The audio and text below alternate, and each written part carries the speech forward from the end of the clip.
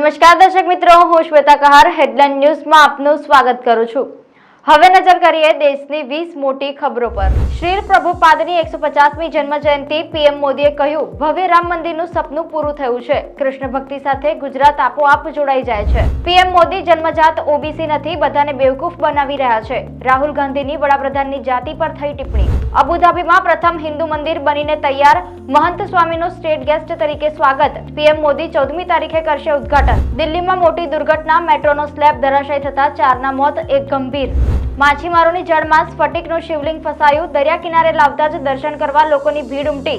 અંદર શંખ, નાની મૂર્તિઓ અને ચાંદીના શેષનાગ દેખાઈ રહ્યો હોવાનો છે દાવો। 1 મિનિટમાં ફિલ્મી દ્રશ્યો સીસીટીવી। સુરતમાં ચાલુ મોપેડે પર્સ ખેંચતા દંપતી ઢસડાયું। સ્નેચરને પકડીને ઢીબ્યો, પત્નીના પર્સમાં ₹340 જ હતા, પણ ફ્રેક્ચરની સર્જરીમાં 1.5 લાખ ખર્ચાયા। રાજકોટ માર્કેટિંગ યાર્ડમાં જૂના લસણના 1 કિલોનો 400 થી 500 ભાવ બોલાયા। ગાંધીનગરના બિલ્ડરો પર ઇન્કમટેક્સ વિભાગના દરોડા, એક સાથે 27 સ્થળો પર આઈટીના દરોડા। લોન મોંઘી નહીં થાય, તમારો ઈએમઆઈ પણ નહીં વધે। વ્યાજ દરમાં સતત 6ઠ્ઠી વખત કોઈ ફેરફાર નહીં। આરબીઆઈએ રેપો રેટ 6.5% યથાવત રાખ્યો। ગુજરાત વિદ્યાપીઠના નવા કુલપતિ બન્યા ડોક્ટર હર્ષદ પટેલ।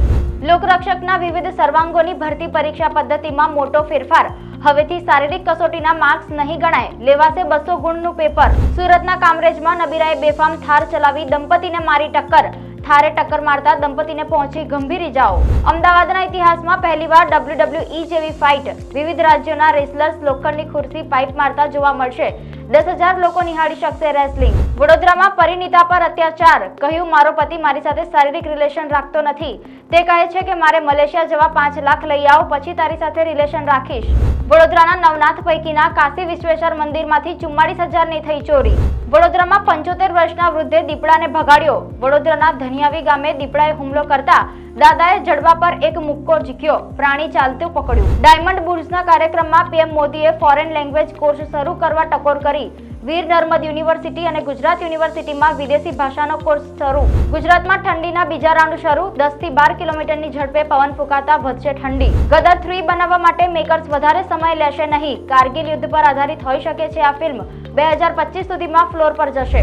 કોમેડીથી ભરપૂર ફિલ્મ કુછ ખટ્ટા હો જાયનું ટ્રેલર રિલીઝ। સલમાનની હિરોઈન સઈ માંજરેકર પરત ફરી।